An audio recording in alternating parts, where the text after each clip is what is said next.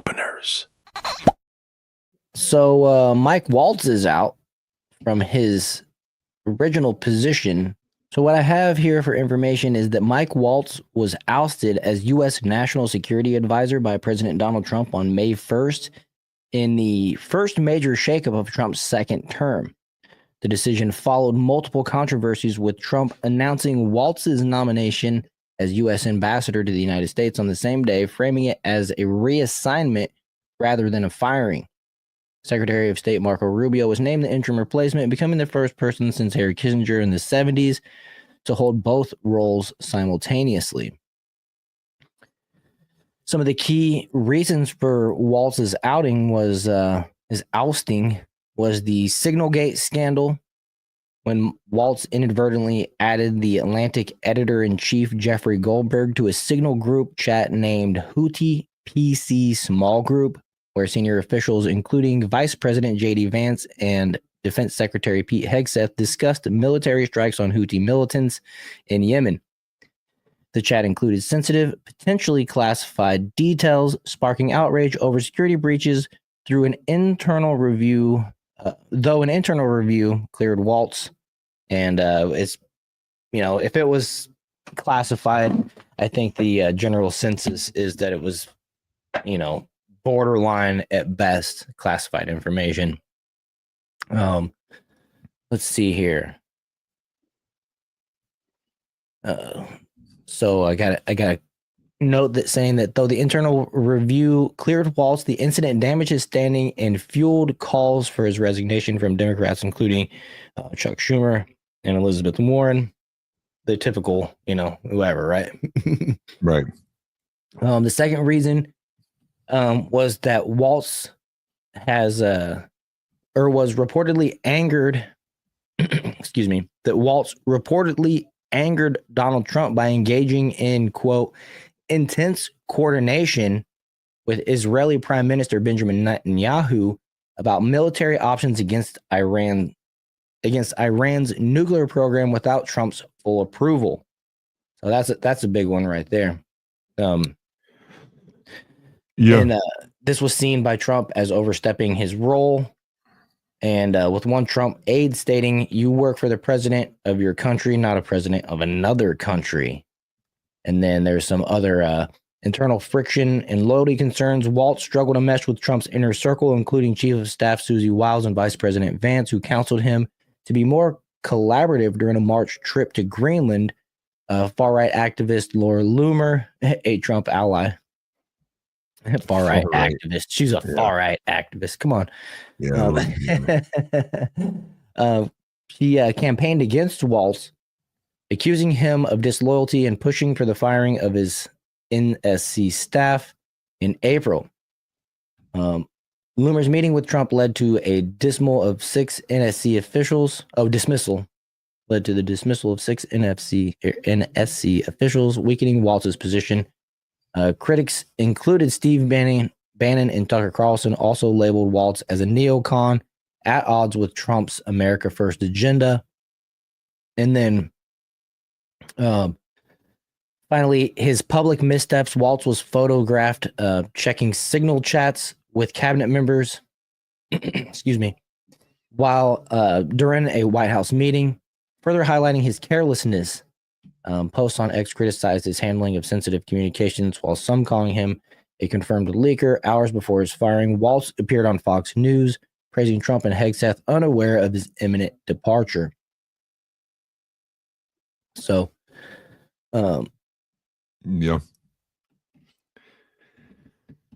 that's that's the thing is, like, people are posting all over that. This.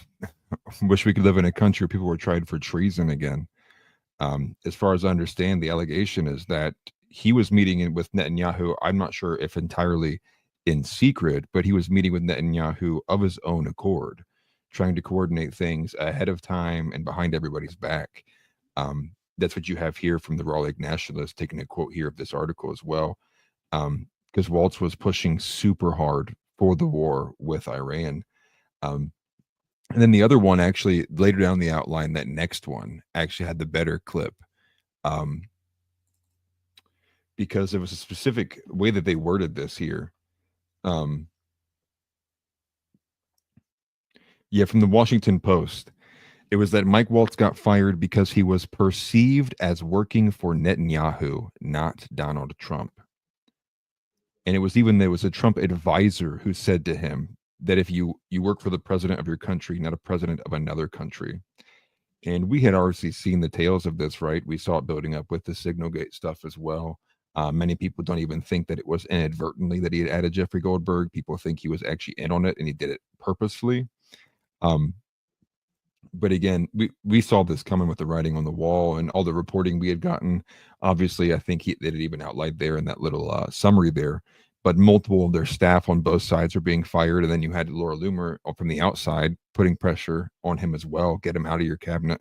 Mike Waltz was already one of like the very weak picks in the administration, anyways. I mean, him and Rubio, and funny enough, it turns out that they're both on the same team trying to push for war with Iran.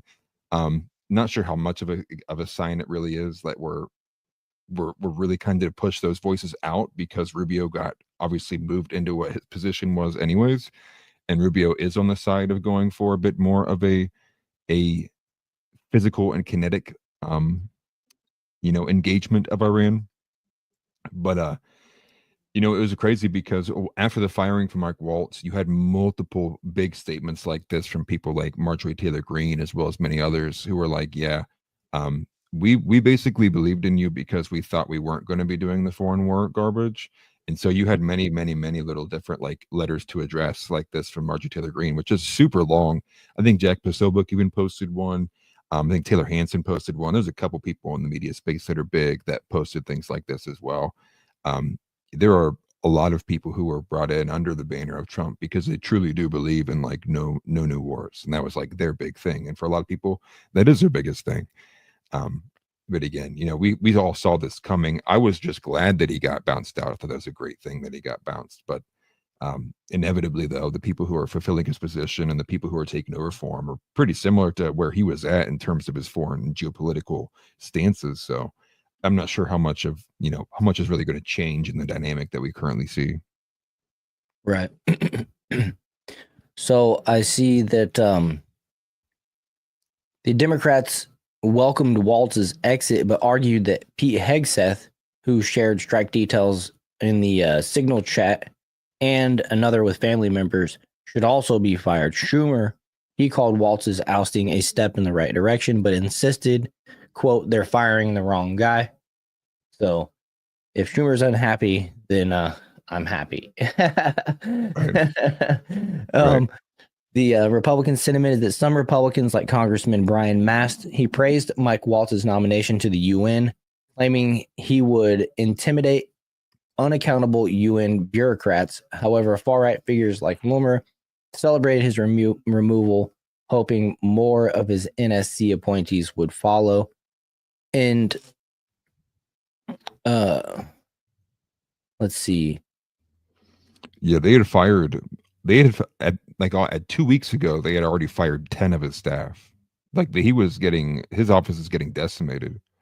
Looks like Waltz's deputy Alex Wong was also removed, and at least 20 NSC staffers had been fired since April, reflecting broader turmoil in Trump's national security team. I think this is. I can't help but wonder if this has to do with some of the lie detector tests they've been putting on people and firing individuals and trying to get rid of their bad seeds.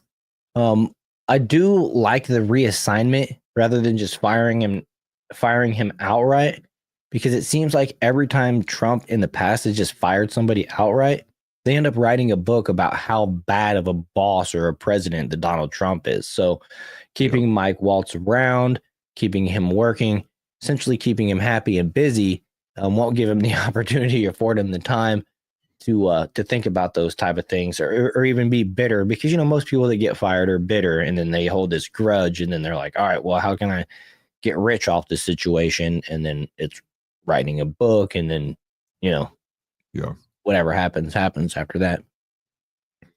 So while Rubio serves temporarily, names like Special Envoy Steve Witkoff, Stephen Miller, and Sebastian Gorka have been floated as permanent replacements. although Witkoff reportedly declined interest. So, Interesting. so yeah, I assume they'll get him probably replaced rather quickly. Can hope so. But Again, that's why I'm saying, like, I don't really know what to take from it when what you had lined out there, right? He just gets, it's not even really a firing. He just got put somewhere else. Like, I think the bigger thing though is like, when we're talking about all of these senators, right? And like going to El Salvador, people are getting super irritated, right? The right's like, look at these stupid senators going to negotiate in foreign countries without the proper authority. And what is it, like the Logan Act or whatever? I would imagine the same thing would similarly apply. Maybe not the specific Logan Act, but a rogue Trump administration official doing things on his own accord outside of the ire of the administration. You would think that'd be enough to be like, dude, you are out. And I would, it's just like what you had said, right? Because if he's truly angry, right, and he's getting fired for being for what they don't like from him doing, and like, why would you put him somewhere else? Because I would imagine, more likely than not, with all these guys being super egotistical, they'd probably do things to bend it in their favor, right? Or try to get rich off of something and quit caring about the job, or even worse, start sabotaging from the inside. yeah. House Leotardo says Gorka can't get security clearance. It'll be Stephen Miller, unlikely, or Mike Anton from the Vance side. And I Okay. saw that Mike Anton is the front runner, and Mike Anton from the Vance side is also another Peter Thiel associate. So it looks like that crowd in particular of the what'd you call it, like the PayPal mafia and those who are adjacent seem to be gaining ground inside the office. This is part of the stuff I was concerned about even previously when it comes to the ties with JD Vance and the Peter Thiel kind of network gaining more and more power and influence. And then we have this post here from I don't know Mike Anton at all. I don't know his name, so I'd have to just take your word for it.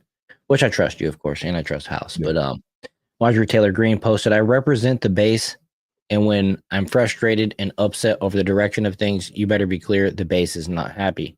I campaigned for no foreign wars, and now we're supposedly on the verge of going to war with Iran. I don't think we should be bombing foreign countries on behalf of other foreign countries, especially when they have their own nuclear weapons and massive military strength. And on top of that, we're now told that we have signed a deal for mineral rights in Ukraine in order to pay us back for the hundreds of billions of dollars we gave Ukraine and they used for money laundering. Right? Stole the weapons we gave to our enemies and their leaders. Okay, what we didn't learn. Let's see here. So it's basically just her saying, like, I campaigned on all of these things, and I would expect the administration would reflect that. And she basically ends it by saying, like, because if I, of all people, don't like it and don't think it aligns up with MAGA, then it probably doesn't line up with most people in MAGA. Yeah, that's true. What she's saying. She suggested, why don't we just mine our own rare earth minerals that are tied up on federal lands that the government confiscated years ago? She campaigned on accountability for the communist and tyrannical acts made by the government during COVID. Yet the COVID vaccine still has FDA approval. A campaign on accountability for fair, law, and waged. Okay, so yeah, she's basically kind of saying that she's not happy right now, I guess, huh? Yeah. She's saying that she's kind of the litmus test. Right. And then at the very end there, she writes, if you're losing me, you're losing the base. It's funny enough. You have Cenk Uygur is right there at the bottom agreeing with her. Obviously, I disagree with most of what Marjorie Taylor Greene has to say, but left-wing and right-wing populists should unite on one thing: no more wars, and definitely no war with Iran. It's not our business. Let Israel and Saudi Arabia deal with it. Why do we have to fight their wars for them? I just can't help but, take that with a grain of salt, considering Cenk always defends the Muslim countries. But, our point is just no more wars, no new wars. That's part of the reason why folks voted for Trump. Yeah. Well, it's a bit more than that too. It's no more wars in for the fact that money and resources be put back into the American people, right? the idea that we're if we're not bombing the literal shit out of other countries, that we should probably be able to focus on other things. I think that's what most people are, at least at the base level, they kind of like perceive that, right? It's like if we can stop literally bombing other places and stop funneling money to all this stuff that we know is just full of garbage, most people in the base are like, in that way we can help the American people, right? More even just in like a principle thing. Not to say like, not to have a good principle of being anti-war, but most people are pro that because it comes with the implication that that means that the American people would be better off because resources would otherwise be spent on them and the focus would be on us here domestically rather than foreign.